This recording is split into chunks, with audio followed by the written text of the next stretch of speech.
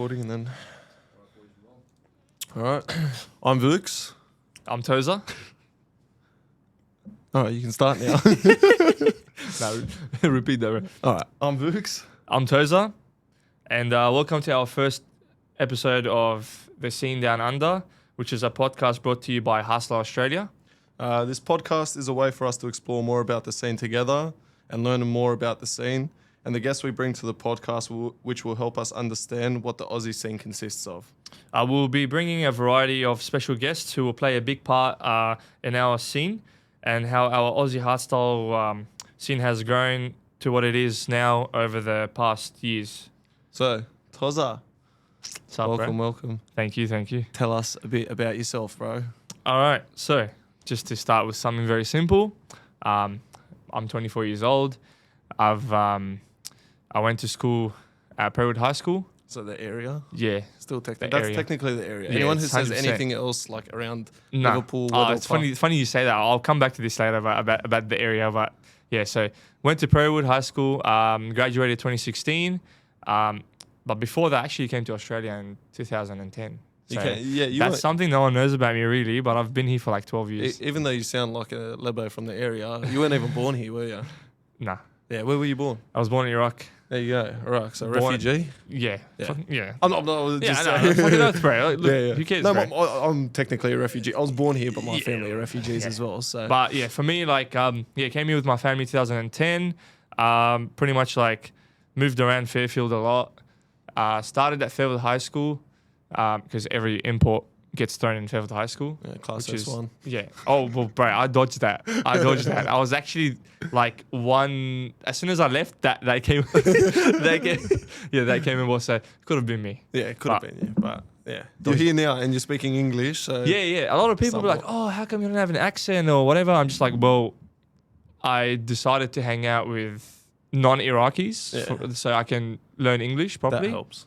And then copped a bit of bullying, obviously, because still had an accent. Yeah. But prior to that, I actually studied English overseas because like I went to a private school. Yeah. And back in Jordan, so that's where I live. So born in Iraq. Yeah. Moved to Jordan after 5 years after the war happened. Yeah. And then studied in Jordan pretty much up until year 6, and then that's when I moved to Australia, and then. One of the subjects there was English, but it's like basic English, like grammar, how to structure sentences and like alphabet and stuff like that, yeah? Yeah, so it's not like conversations like this. And spelling and stuff. But pretty much like I aced all my shit. Like I had, I don't know what happened now, but you know, back then I was actually book smart. So in the area too much. I just decided to not be any book smart anymore and learn other things. But yeah, so moved here to Australia, went to... Fairfield High School, the Intensive English Centre, IEC. That's where everyone gets thrown when you first start. And then after that, moved to Prewood after 2 terms. Usually people get rotten there for like 5 terms plus. Yeah. Yeah, so like 4 terms is 1 year. You know that, and after 2 terms, they were happy to let me go to a different school. So I moved to Prewood. I actually tried to get into Westfield Sports for soccer, but my parents didn't try hard enough. Yeah. Because they didn't want me to go for soccer. Yeah. But anyways, I went to Prewood. So you can't drop bombs on fields, but you can on the decks. No. That's all. So yeah, and then my first day at Prewood, that's where I met Michael, Hardstyle Australia. Oh, Mikey, the guy that runs Hardstyle Australia. Yeah, there you our partner. You know what I mean? Yeah. So 12 years in the making now, our friendship. He's the only person I came out of high school with. Yeah. And that's how we met. He was the person to show me school. Yeah. The first day. So the principal was like, "Oh yeah, this guy is like from similar." I'm like, "Well, you're so racist." Yeah. I'm like, "Yeah." Anyway, so they teamed me up with him. I remember him like taking me for a tour around the school, getting to know each other, and then there was a third person too with us. His name was Aiden. Yeah. So that's like us. We were the trio. Yeah. And then that's when the school started. Aiden ended up leaving after a few years, a couple of years to another school. So it was just me and Michael. Yeah, fun fact, Michael never liked hardstyle. Yeah, I was going to say, Michael only recently started listening like a couple of years back. Yeah, so Michael never... So who, out of like, okay, growing up, like who made you listen to hardstyle? Like, did you listen in school? No, so that's where I started. So school, year 7, they used to call me... before I get to that, so I used to play with the year 11 boys, soccer. I was always like keen, you know, whatever. I was jumping in, playing with them and stuff. And there was this guy called Mihailo. Yeah. Mickey Novkovic. Shout out, Mickey. If you're listening to this, you're a G. You're part of my success, mate. You're part of my success. He knows English I remember, now. Yeah, I remember he had like a the iPod Nanos or the Shuffles. The Shuffle or Nano, one of them. I think the Nano was a tall one. The Shuffle was a small one. Shuffle one didn't have a screen. Yeah. So the Shuffle was the small one. Yeah. Anyways, the Nano was the little Apple AirPlay remote looking. Yeah, the one, small one stick. Yeah. So iPod Shuffle, if my memory helps me well, and he was listening to like Brendan Hart. Yeah. So I put it on and I'm just like. But this would have been like early, like Wake Up, Brendan Hart, like that early. Yeah, like I'm talking, this is 2011, bro. Yeah. So like 2011, like, yeah. And then pretty much like, I was like, oh, what's this? But prior to that, I was going like under 18s. So which I'll get to that later. Yeah. But so I was like, oh, bro, like you listen to the same music. I just started going to these events and, I like this. And he started like chucking a hack. Yeah. I started chucking a hack. And then pretty much that's how we like became like more closer friends and stuff. And then by playing soccer every single day for like, until they graduated, which was like a year and a half later, we just grew like a very good relationship. Yeah. And then like I started listening to Hardstyle pretty much like since then, like every day, bro. Like to the point where like, when you had the shitty Apple earphones that you can hear everything from. Like I had like I'll be in class with music blasting, everyone's just looking at me like, and then the teacher's telling me off and stuff. It just comes out from the top ones. Yeah. So that was like the biggest issue for everyone, like me listening to Hardstyle, and then it still is, but like no one says anything.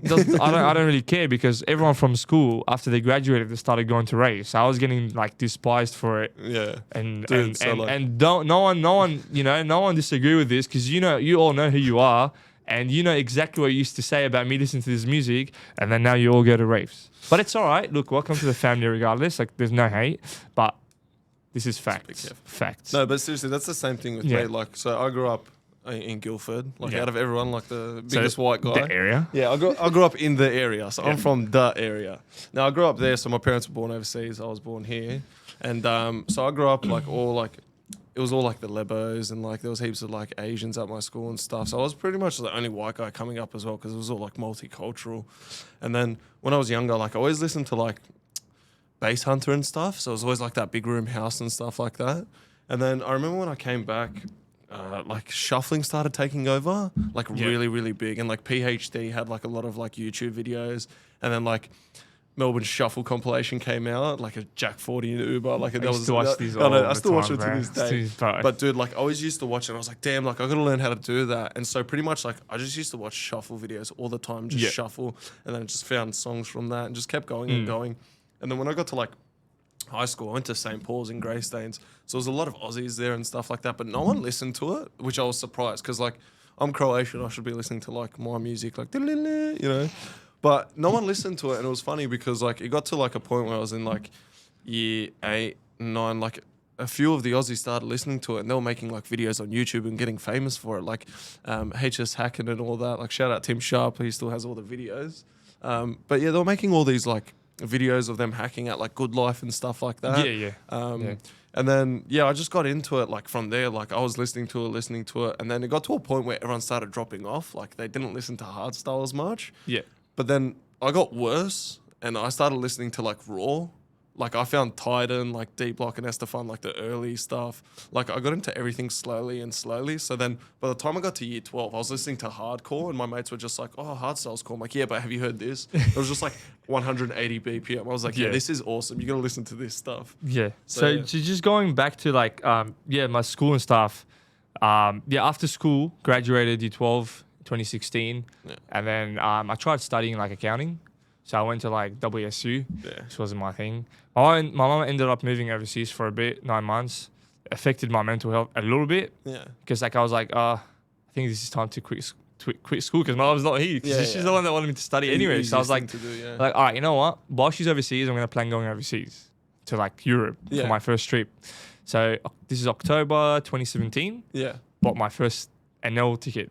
Yeah. For June. Festivals? For June, yeah. Oh, okay, yeah. For June. So pretty much bought my first ticket and then started saving up. I was working casual, bro. So Yeah. I was working at Connor at the time. Yeah. Connor Clothing, and then In Wetherill Park. yeah, I remember. I remember this. yeah. And then after that, I just like saved up as much as I can. Wasn't much, so I was like, bro, I can't afford this, but I still want to do it. Yeah. So I was like, all right, fuck it. I'm just gonna get 2 credit cards at the same time.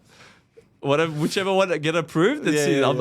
I'm sorted. Yeah. Both of them get approved. Even Alright. worse. And then one of them sends me an email say, hey, like we've noticed you got approved for a different, like, hey, Yeah. I'll just ignored it. It's like, fuck you, bro. I'm Yeah, taking you it. were 18, man. Yeah, Like, I who was like, I cares? don't care. So pretty much after that, just like started buying my Defqon ticket, sorting out accommodation. Some of my mates were going there to Europe, but different parts of Europe. So like we ended up meeting in Ibiza. So pretty much like started at Defqon. But prior to that, the day I arrived to Netherlands, there was an event, like a hardcore event at Timeout. There's a venue called Timeout. Yeah, wait, this is like the day before Defqon starts? No. This is the weekend before Defqon starts. Okay, So the I weekend arrived on the before. Saturday. Yeah. The weekend before. Okay. And then pretty much what happened was, like, I went to this event for the first day. Yeah. I was like, wow, this is sick. Like, I was with Jake, you know, Pez. Yeah, Pez. So MC Pez and stuff, and all the other boys that were there. Partied there. Then the next weekend was Defqon. Then after that weekend, there was BKJ versus Party Razor. You went to that at 18? Oh, I was 19 at that time. Okay, Yeah, so 19, because Oh, 2017 yeah, I was 19. I'm younger. That's yeah, right, 1 year. 18. I turned 18 2016. So 2017 was like 19, and then I turned 20 in Europe. Yeah. So I'll get to that, but yeah, pretty much like I went to BKJ and Party Razor. Then it was like a 15-hour hardcore party. We could only last 12 hours because we had to fly to Croatia the next day for Hard Island. Yeah. So did that, flew the next day, got to Hard Island. Another 5 days of like partying. How good was Hard Island? Crazy. Yeah, 'cause it was honestly, in like Croatia. best experience. Best Also, I country got in to the DJ there too. Oh, So that's shout when you out did it. Dino, thank you for the opportunity, man. Like that was sick. That's when you went with Pazin. Pazin, yeah, and Pazin, yeah. that was awesome. Taz was there as well. Like there was a lot of people there. And then after that, straight to Ibiza. So like 5 days of partying into the next day, like not even the same night. I had to pack my stuff and then go to the plane. Yeah. Was going by myself there because my mates were there. Like I was going to catch up with them. For 4 nights, I went to Ibiza. Then after that, I went back to the Netherlands. And that's when like I've already just turned 20. Yeah. Yep. Now back to the Netherlands. And then there was another, I can't remember which festival it was, but there was another festival I did.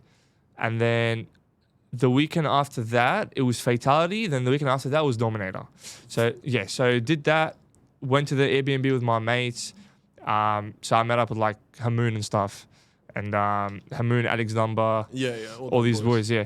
And then, Demi too and Pazin. Yeah. So we met up because me and Pazin split up, Yeah, and then we yeah. met up again because you went to Croatia. I went and did my own thing. He went to a good country, yeah.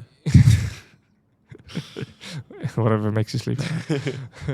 Anyways, yeah. So after that, went to So we did Fatality, then Dominator, and that was it. Time to go home. Best trip of my life, bro. Yeah. 8 weeks of straight like Just enjoyment partying. and thing, and I was like, all right. So I came back and I was like, okay, I'm just gonna keep saving up and start traveling. That's Yeah. it. I'm So not. that's I what don't you do want now, anything eh? else yet. You, So you, now- you do more like FIFOs now, like fly in, fly Yeah. out. So I've done a lot of things. I've done like 2-week trips. I've done 2-day trips. I've done. What was the 2-day trip one? I remember this. It was like last year or 2 years ago. So it was just before 2019. Corona. Yeah. 2019 October, and then that was for the Gearbox X. That's right. Yeah, I remember And that. then, dude, I had to keep it. I had to keep my mouth shut for a while about it because I wanted to surprise a couple of people. Yeah, One of them yeah. was Tim, Sins of Insanity. Sins. Shout out to Sins of Insanity. You have to shout out everybody. No, shout out. We have Sins. to. Shout Yeah, out. shout Sins. out him. But yeah, pretty much like surprised him. I still have like a video of me just storming in. Yeah, I think I've seen that. I think you but sent me that. unfortunately, like that 5 weeks prior to the trip and up to the trip, Yeah. I ended up like getting my phone stolen the week after, so I've lost those 5. Like that's the only 5 weeks that I'm missing from like my Entire. past 6 years Yeah. of like memories. You know what I mean?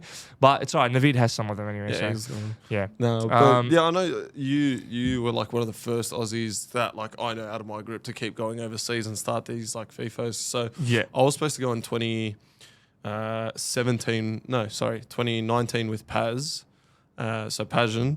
I was supposed to go with him overseas, and then I bought the tickets, bought like the accommodation and everything. And last second, like literally 2 weeks before Defqon was supposed to start, I was like, I can't go because I was fresh out of school. I was like, I can't go. This sucks. Yeah. So, anyways, and it just killed me because like all I see is everyone's videos, like all these like pictures, all these memories. I was like, man, like if anyone has to go to Defqon, it's me. Like, dude, like no one out of like the people I know personally love it, other than the people that I know that I go raves with. So I was like, damn. And then finally this year, after like 4 years after Corona, we were supposed to go just before Corona started.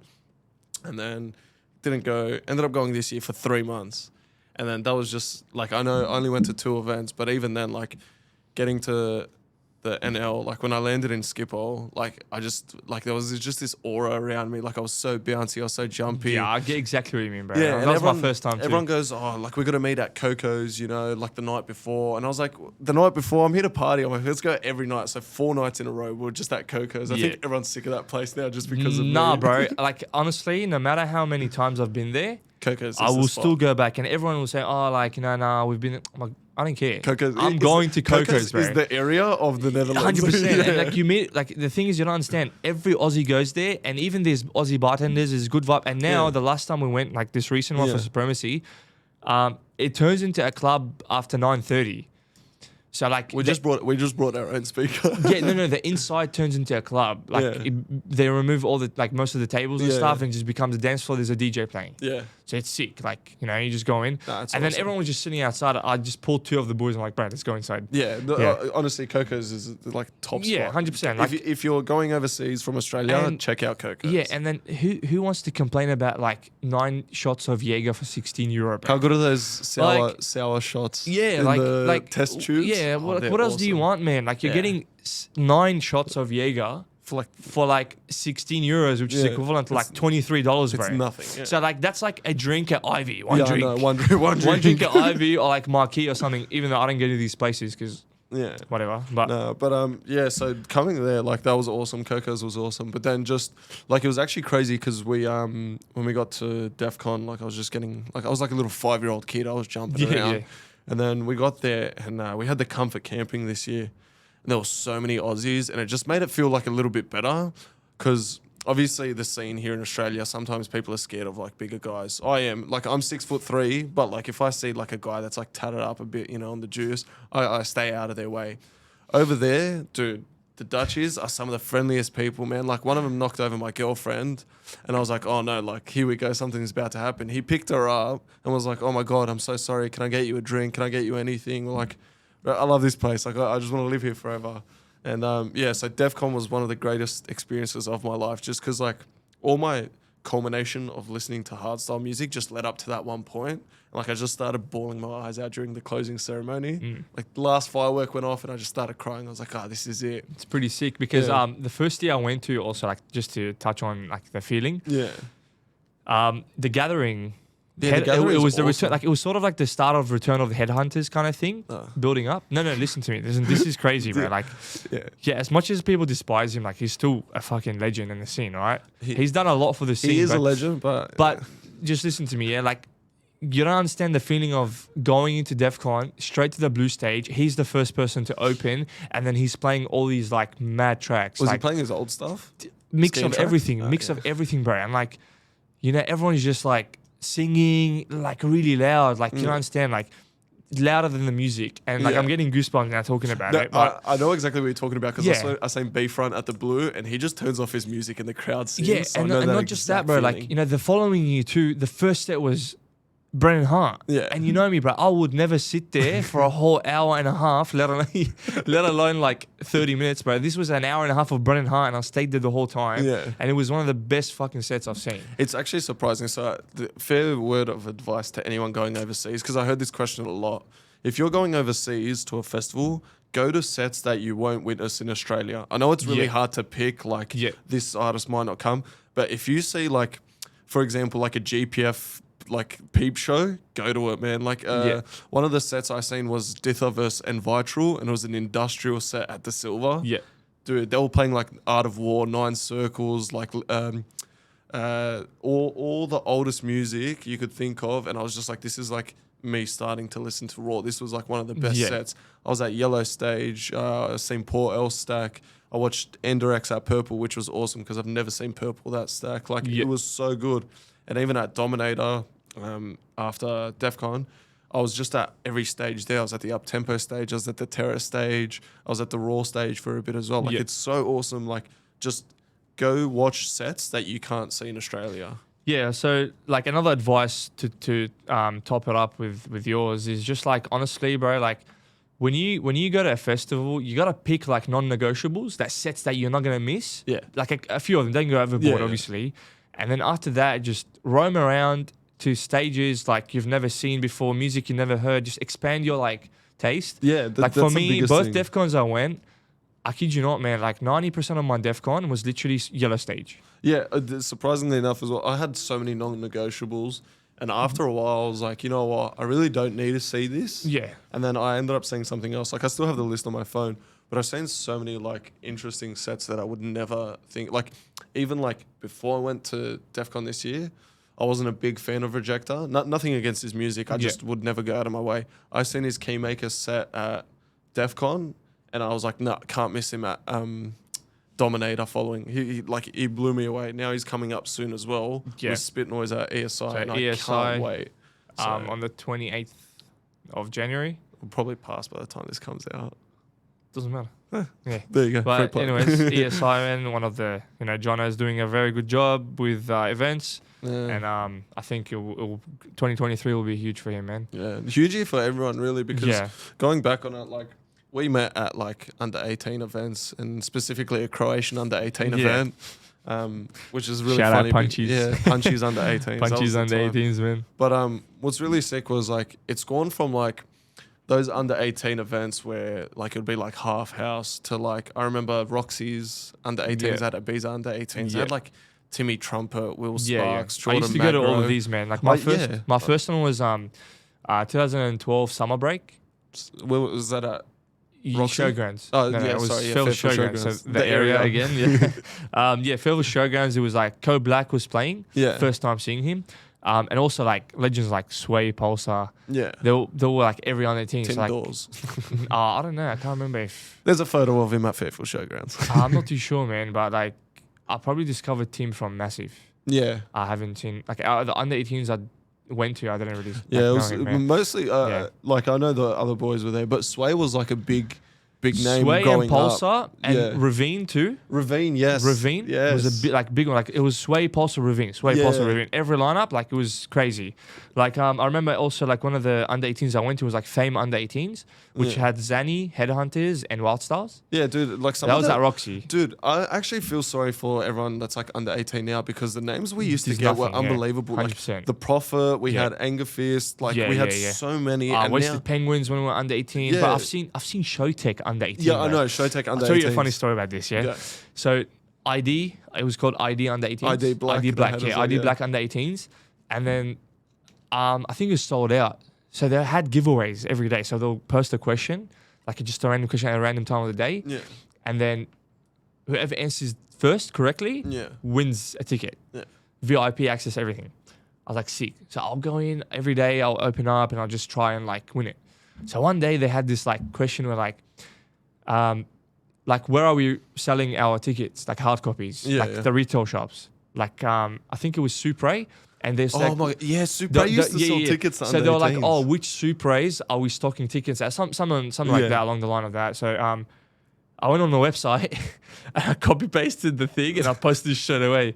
And like I was like kept refreshing. I was like, shit, I'm the first one. Please be the right answer. And after that, like they announced the winner and it was me. Oh yeah. I was like sick. So now I get to go and see like these legends. Yeah. And on top of that, VIP. Yeah, I think it was 2014 I can't remember exactly. 2014 or 2015. I was like 15, 16 at the time, so it was a huge deal. Yeah. So then there's also a video of my old like YouTube channel. I had it like it was like show ticket ID, and everyone's just gathering with the singlets and the yellow fluoro shirt. Well, everyone shorts had and shit. everything from And factory then that before. haircut, that The fucking spike at the the back. spiky. That was the best. I had it too. I had it too. That was my favorite haircut today. Yeah, and pretty much that was like another highlight. We're also. Yeah, that was like most of the under 18s I went to, like Ibiza, Supernova, and there was others too. Yeah. And then, Good Life, I went to like Yeah, 2, Good 3 Life Good had a Lives couple. too. Yeah. Good Life brought out Frontliner and stuff like that. Yeah, That was awesome, man. So that was sick. I was at the Frontliner one with a couple of my mates. But yeah, like, just one more thing I want to add to also like where I am at the moment is just like the past 6 years have been huge in terms of like networking and you know, a special thanks to like Tony Trung, who a couple of my mates I met, Andrew and Michael, they're twins. Yeah. Shout out to them. So shout out to them. They hooked me up with Tony because they're like, this guy's 17, he's about to turn 18 soon. We want to quit promoting, so just take him. He's very like switched on and stuff. Like he's really keen. And I remember rocking up to Tony's house in my school uniform, and he was like, "Who the fuck's this kid, bro?" Yeah. And then pretty much that's when it kicked off. They introduced me to him, and I started to like promote for him, like, you know, sell tickets and stuff. So was this under Music Festival Couriers? Yeah, so MFC, so Music Fest Couriers, Yeah, big brand. I don't know, are they still around? Yeah, they are. Yeah. But back in the day, like if anyone needed tickets, that was MFC. the place. MFC is the go-to. And it still is, but obviously you got like other brands now and everyone's stuff. like they're self-promoters now, so it's a bit harder with stuff like that. But like they got big plans anyways, like it's gonna be good. But just touching on like how I became, like why I'm sitting here at the moment, it's like mainly is promoting with Tony, networking, became really good mates with a lot of people. I had no intentions of like DJing or anything, but like after a year I was like, well, like there's a gap to fill here, and there's only like 2 artists that are filling it, because we started listening to Raw, and like no one really liked Raw. Like back the Gearbox 2015, 2016, like Unresolved, Regain, a bit of D-Sturb back when we released it, and Crypto, like all these guys. And then pretty much I was like, well, hold up, like I want to push the music I like. And then I just started like DJing in my bedroom. Like, I bought decks. First I started mixing at Liam's house, Seville. Yeah. And then after that, shout out Seville. so I don't want to do it. No, but shout out Seville. Shout out Seville, man. Like if it wasn't for him, I wouldn't be introduced to Uptempo, honestly. Yeah, definitely. Or like as late as it was, like it was like 2017 when I got introduced to Uptempo, so that was huge. But anyways, going back to like how I started DJing is like, okay, pretty much started mixing with Liam, like, you know, learning how to mix and stuff. Then I bought my own decks, started live streaming on Facebook, and just mixing horribly, bro. Like I didn't even know what I was doing, just learned. Yeah. And after that, I Defqon, I think 2017, Defqon 2017.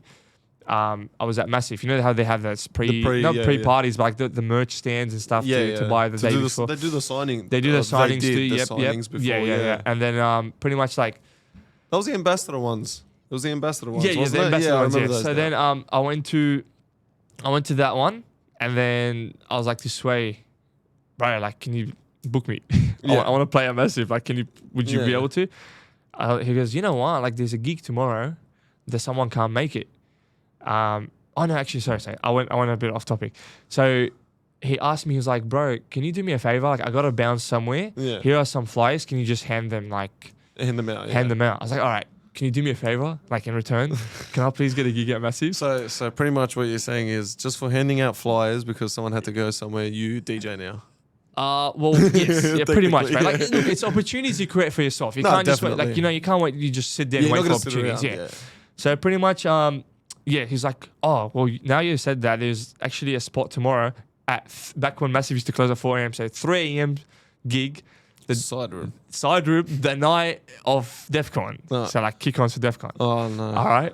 I was like, you know what? I'll take it. Yeah. I'll take it. Whatever. But Defqon finished at like 12. I understand that, but 3 a.m. I know, but I'm just saying, like, it's not like there wasn't anything. I didn't care, bro. I was like, you know what? Yes, I'll take it. Sign me up. Give me all these flyers. Boom, boom. Hand them out. Done. Yeah. Next day, I'm pumped. You know, I didn't even drink. Didn't do nothing at Defqon, bro. I was like, oh, this is big for me. You're too excited. This is big for me. I was like, is Defqon over yet? I need to get to Massive. And I remember Eric Rogic, he dropped me off at Massive. And then it was pretty much like just 3 people there watching me play. I was like, sick. I can be myself. I can muck around. I can make mistakes, whatever. And then at that time, we were running Hack Appreciation Society too. Yeah. So we teed up something with Massive to play the week after. Yeah. I think it was the week after or 2 weeks. It was like a takeover on the side stage. Yeah. And that's when I put Severe on the lineup, Red Hot first gig. Like that's when we started Wow. like doing all these things together, and that's where we all kicked off. Jeez. And then we started doing all this DJing. It's a long story, but that's where I started. I'll probably get to it later. Yeah, in more detail, more but in detail. But that's actually really crazy. I never knew like you came out like that. Like I knew you were always involved in the scene. Like you'd always buy merch from DJs and everything. Oh yeah, 100%. Yeah, but like for me, like I'm way different. Like I've always kept like quiet about things. Like haven't got involved in the scene with like only up until recently, where like even just meeting DJs and like connecting with them. That's what really made me want to do something like this, because I feel like every time like you listen to a DJ's music, you're like, oh yeah, this is cool. But like with this, like when I went overseas, I finally got to meet Deadly Guns after 4 years. So I was at Dominator.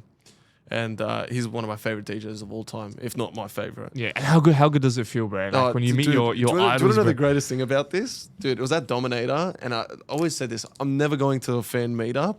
I'm like, I'm not going to do that. I'm just going to go enjoy the music if I see my scene. I missed him at Defqon, and like not his set, like I missed his fan meetup. And at Dominator, I'm like, nah, like I'm not missing meeting him. So I got to Dominator, got to the meetup, and I'm there in line with my girlfriend, and she goes... And I see Deadly Guns nod. I turn around. I go, he's probably waving to his friends or something. Then as it was my turn to meet him, he shakes my hand. Then he goes, Philip, 4 years in the making. I was like, no way, this guy. He's like, oh, I remember you from all my sets, like Massive and everything. He's like, always see your posts on everything. No. And then it was so awesome. Like I was like, bro, this guy knows me. Like probably because I annoy him every time. I'm like, I love your song. But afterwards, I was trying to like move away so other people could meet him, and he was like, oh no, like kept talking to me, asking me questions, and by the end of it, he's like, oh my friend Niels over there, he's shout out Niels, he's like he's got some stuff for you. I was like, oh sick. So we went over and I met him. I spoke to him previously before because he's Black Reaper, like he's his manager. Yeah. And he gave me all this stuff, and then Niels was like, yeah, he's like, do you want to come to the after party with us? He's like, I got bands for you. Like, you can come chill with us. I was like, oh, yeah, sick. And he was just telling me like all this stuff about like all the upcoming projects and everything. And like, that's what's really cool. That's what a lot of people miss out on here. Like, yeah, it's cool when events come out, but some people really want to get to know like the artist, like what's coming up. And so when I found out and I started networking with Niels and a couple of the other boys, like it really got to a point where like I befriended a lot of the DJs.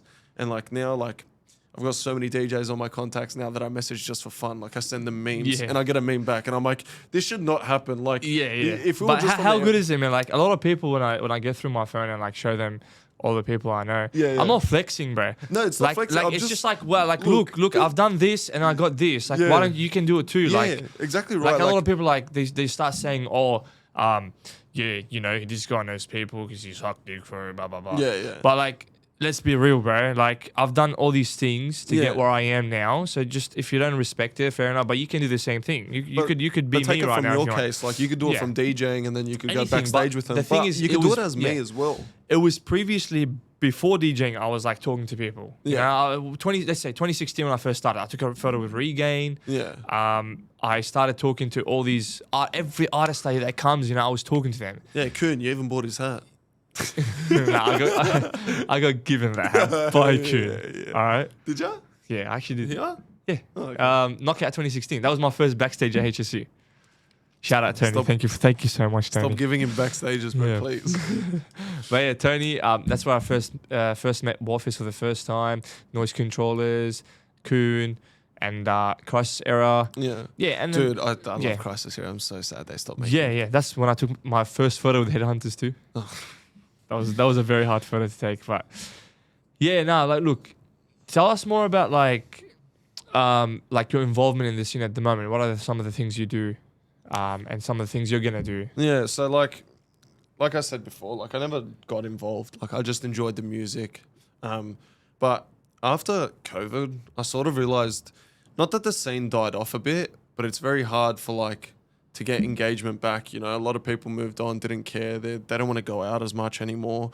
So what I really want to do is I really want to connect like the music back to the person again and like the scene, because people just feel disconnected in a way. It's where it's like, oh, they're just bringing out all these events, and like before we complained there was never events. Like there's no under 18 events anymore. Like we need to bring that back. Like not just for our sake, just for the younger people's sakes. Like, there's a lot of people that I know that are younger. They can't listen to this music up until they're 18. So, like, another thing I want to do with this scene is, like, actually bring, like, more... I get a lot of questions from people, like, how can we get involved and stuff like that. It's so simple, like, contacting, like, your local, like, clubs, your events, your parties and stuff like that. Just being a promoter or even just helping out. I know it sounds like a mission and, like, a drag, but even just promoting their stuff on your page gets you noticed. And everyone there is a family. Like, I'm not even kidding. Like, shout out to, like, the 3 biggest promoters right now in Sydney, like, apart from Massive, which have been around. So ESI, Night Visions and High Voltage, they're killing it. And I'm so happy they're back after COVID and just bringing all these events, like, non-stop. It might seem like too much, but when you think about it, if there's not enough, then you're complaining about bigger lineups. You're complaining about Epic bringing back Warface and stuff like that, which I never complain about because I'm so happy there's music still. But what I want is just the scene just to all work together just to make everything so much better. So when people ask how can I get involved, speak to those guys. So you got Jono from ESI, Shane from Night Visions, and you got Blocker from High Voltage. Speak to them guys because it's not like they're asking for help, but the more help they get, it's not going to help. Course, it's not going to hurt anyone. And I think each one of them brings like a different variety of like artists. Like for example, like Night Vision is bringing more like old school like Ophidian, like old school hardcore, like Ophidian, Tomonoka, like, you know. Yeah, they brought out Mad Dog as well earlier. Then you got like High Voltage bringing like more up tempo thing, like, you know, more up tempo to the scene. To light, which and is you got awesome. like Jono, who's bringing like the more underground raw people. Yeah, and even like the bigger names as well. Like he's bringing out Spit Noise and that's right. Yeah, Spit Noise and Rejector, which I cannot wait for. You got High Voltage. They've got Dark Horror, Dimitri K. Yeah, you can enjoy that, man. Yeah, what? You can enjoy that. I'm not going. Are you not going? No. I might not go either then, alright, if you say. No, there's a reason why I'm not going. Why? I'm going to be exclusive. Oh, there you go. Yeah. No, but then you've got... look, speaking of this event, I cannot wait. This is going to be like the biggest and the best experience I've ever had. What? I'm flying for 3 days by myself to get it exclusive. Yeah. And is that your next? That's your next. That's trip, my next. It's like probably by the time this episode comes out, it'll be there, like But this is how crazy this is. Like all the opportunities I get. All right. Yeah. Sorry. Yeah. Going back to my Dominator thing, like with the Deadly Guns. This is how that's you how are it feels. with Yeah, Rebellion. 100%. Yeah. So like Rebellion are your Deadly Guns to you. Yeah. Like, dude. If I said that, I don't know, it made sense in my head. Yeah. Yeah. So Rebellion to me is what Deadly Guns is to you. Yeah. Pretty much. Yeah. So like, no matter how much I'm like growing a relationship with them or whatever, like a good friendship, I will still fangirl on them only. Yeah. Anyone else is just normal. Yeah. Like it's just normal. Like we're mates, whatever. Not saying that I don't like anyone else. Like I got so many DJs I really look up music to. connects to you the most. That's right. Like, Deadly Guns, but I just feel like I've met people so many times, not flexing, that they just become more of mates. And I still go to their sets and still enjoy it's my first time, no matter what, how much I'm close. Like I'll still see Disturb like 10 times. Yeah. I'll still see Deadly Guns like 10 times. I'll still see Warface whenever. I'll still see all these guys like, you know, Sick Mode, Ruler. Yeah. Doesn't matter like where and when, I'll still go and see them, regardless of how close I am. But Rebellion for me, it's just like Don't argue. Yeah. It's like, you know, like don't argue. And if Simulation is not the top track of the year, I'm gonna be very upset. It wasn't my top track of the year. Anyways, we'll get to that later. But yeah, so that's it. Like that, this trip for me right now, it's very highly anticipated, and I just can't wait to go because it's an exclusive with all these DJs and producers that like... Such a great lineup. The lineup is insane. I could not have replaced anyone for anyone else. Yeah. And I mean, I could say one. Yeah. Plus it's overnight too. I would have Andorex in there. That's the only one. Yeah, but he's going to be here. Yeah, I know. Yeah, if I could change one thing, I'd have Andorex. Yeah, he's going to be here. But I reckon if he was already in Netherlands, he'd probably be there 100%. It's just 'cause he's back here, I wouldn't doubt that, yeah. But... yeah, the lineup is insane, bro. Like, I can't believe that I get to go there. Well, I mean, it's not really hard. I just decided to buy a plane ticket, even though I'm like not in the best financial situation. I don't care. Yeah, this is an experience I don't want to miss out on, and I'll probably regret for my whole life. Yeah, I'll regret this for the whole. I can't even talk anymore. Yeah, I know you're I will regret. I will regret this for my whole life if I don't do this. Yeah, no. So I was like, fuck it. I'm gonna buy a plane ticket right now. Yeah. Boys, I'm coming. Well, that's like with me and you. Like, we just booked Decibel as well. Oh, yeah. And I just came back from Europe for 3 months. Yeah, mind you, I don't get paid while I'm overseas. But to me, this is like like 8-9 months away. Yeah. Like 8 months away. Yeah, no, but I'm saying like But you right spend it in a now, my heartbeat. main focus is like, okay, I'm gonna go to exclusive for 3 days. I'm gonna stay with one of the best people ever, Kevin Imperators. I love you so much, man. Like, shout out Kevin Imperators. All right. Can't wait for his cooking. Oh, bro, he's the best host. Anyways, five stars on Yelp, and if I could give him 6 stars on Yelp, I will. But he's 5 stars on Yelp. He's handy with an oven.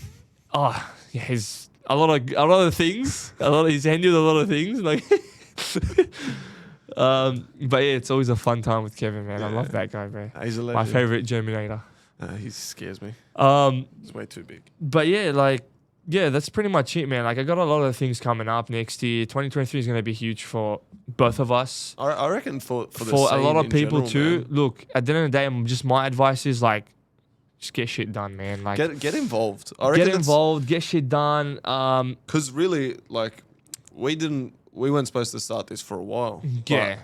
I reckon pushing it forward and starting it was 100%. That was the best thing That was ever, like the yeah. best motivating Like- thing for me. Like, I look so forward to doing these. Because this is like, for me, I don't know about you, but for me, this has been like 4 or 5 months in the making where it's like, okay, I read an idea on my book. Yeah. I spoke to a couple of people. They didn't seem too interested in it at the time. Yeah, they're like, yeah, but no one was 100% committed. Only me and maybe Michael. Yeah. Michael was always like, yep, let's do it. When are we going to do this? When are we going to do this? Yeah.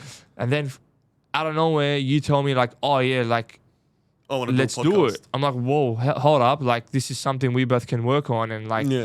Because I originally wanted to do a podcast about sports, but it's so flooded. Yeah, and like, then that's right. someone asked me, they're like, why don't you do a podcast about something you love? Yeah. And then this was when we were having that conversation, maybe 5, 6, it was a while ago. Yeah. And you were like, oh, I want to do something about hardstyle, like just talking about it. I go, dude, we're doing a podcast sign me about up. hardstyle. So let's do it. And then like the thing is like my best ideas come in the shower, bro. Like I'm in the shower, I'm just like closing my eyes. Just like, hold up. Let's just make a podcast called The Scene Down Under. Yeah. I mean, it makes sense. Yeah. Because that's what I want to talk about. Yeah. And it's a very simple, catchy name. So I was like, all right, let's do it. And it's easy because we're here. Yeah. And then I started calling everyone like, boys, I got this idea, let's do it. And then I was like, yeah, whatever. So we had a meeting and then we just wrote some things down. And I reckon it was just a bit of like a bad timing for all of us, which is fair enough. Like, you know, I had to work on a few things on myself. The other boys had to. Yeah. We had to, like, we were going through stuff, personal stuff. And then finally, like, I fixed everything. I'm all good now. And then, yeah, you came into it, said this. All right, let's get it done. Then we started. Then you hooked up the Audio Freak episode. And that was like... that was awesome. That was awesome, you know, like it was so good, man. Like, and I was like, all right, so this has a lot of potential. Yeah. Even though I already knew that, but now like, all right, we're doing it, we're getting it done. I think it's all happening. like even though this is technically coming out as our first episode, like matter. securing our first guest is one of those like big things. Yeah. Like it's pushing it forward to the point where it's not just me and you talking, 100%. which people are probably over by now. But no, Yeah. I think it's just awesome to have guests because they do what like I wanted to get to know the DJ a bit more, just to know them as a human being, not just as the DJ or the acts they are. Yeah. Because it's funny, like a lot of DJs have mad stage presence and then they're not who they are on stage, or they're the complete opposite where they are the DJ that they are on stage. They're that person. They have that energy off like when they're not behind the decks. So that's like one thing I wanted to do, like just connect the like whoever listens to the 100%, music to the and not DJ. just that, bro. It's we got a lot of variety. Like we got a variety of guests that we're planning on bringing in. And Yeah, heaps. it's not just DJs or artists or producers. It's mostly like influencers and even like event organizers, Like everyone. punters, like even someone who goes to like just an event. I come in, let's have a chat. Yeah, you know, no, like a big one. Like I'm not gonna say the name, No, but like no, no a names. big one's like not someone who produces music, but has been involved in the music scene. that's right. I didn't know about it till I found their TikTok, and I was like losing my absolute shit. I was like, no way, you're involved in this. And I was like, I have to speak to you about that because it's one of my favorite songs That's of all right, time. 100%. And not just that, like you got people that go events. We got organizers. We got influencers. You got like- everyone. There's so many people. Yeah, like a lot You of got people like me that just love music. That's right. Yeah, there's a lot of people You behind. can the keep scenes. lying about that, by the way. I hate this music. This is horrible. Toza, we'll wrap it up, but I got one more question for Yes, tell me. you. If there's one thing you could like bring light to for 2023, like a message to people for the scene next year, what would it be? Just work together. Work together. Work together, man. Like, instead of competing with each other and saying, oh, like, you know, you can't do this, I only do that, whatever. Just work together. Okay? Very simple, man. Like, you got... Is this for everyone? Everyone, man. Whether it's producers, whether it's event organizers, like, just be more involved. Yeah. Put in something that brings value to the scene. Yeah, contribute. And like, contribute to the scene and bring a different flavor to what we're doing. And, like... Whether it's like events, whether it's like networking or anything, just stop wishing for things and just start making things happen to get to where you're wishing to get. Yeah. Make your wishes come true, man. Because I'm telling you now, like, since I've started getting involved a bit more, like, you can have a say on things. Like, I'm not saying it's going to be a be-all, end-all. Yeah. But if you're helping out and contributing, you could actually have, like, a word in something. And just be honest, man. Like, be honest to yourself. Be honest to everyone around you. Yeah. Stop making it all about money. Yeah. Money will come later, man. Just contribute to the scene.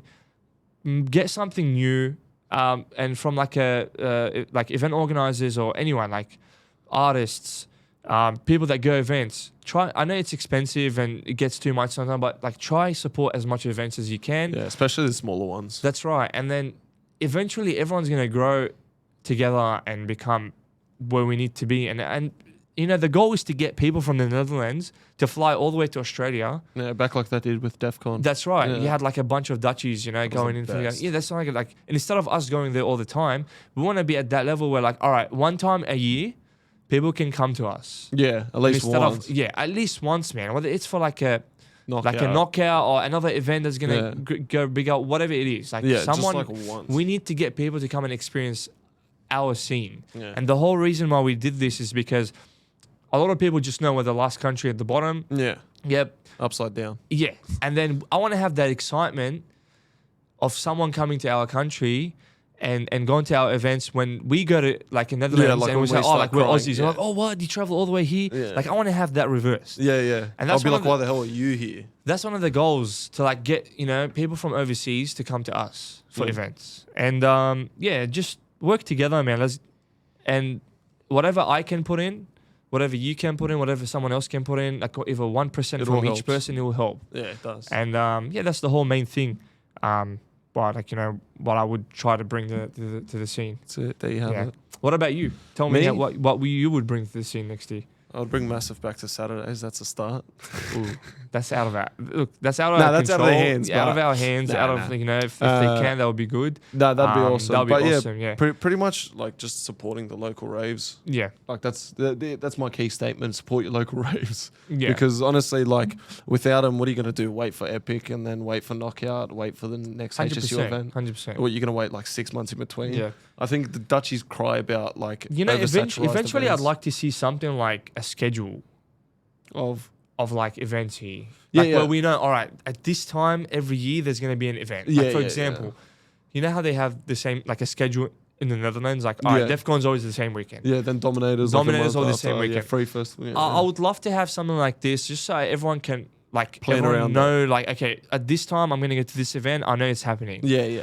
But obviously, like, with venues and things like that, it's a bit harder. But I just hope, like, we get something like this, and it will be good for everyone. Like, we already know what's happening. Like, for example, if ESI has like 3 events a year, High Voltage has like 4, HSU has like 4 or 5, Massive is every weekend. Like, we understand that. There's if something that's not on, we can always go to Massive. Yeah, and that's definitely when Massive will know. All right, I'm gonna plan my internationals on this event. Yeah, and then everyone just flows together, and we can work really well together, and everyone knows where everyone's going. Yeah, and that's when we like have a gap and a schedule where we bring different artists and flavors, and that's just an idea. I don't know.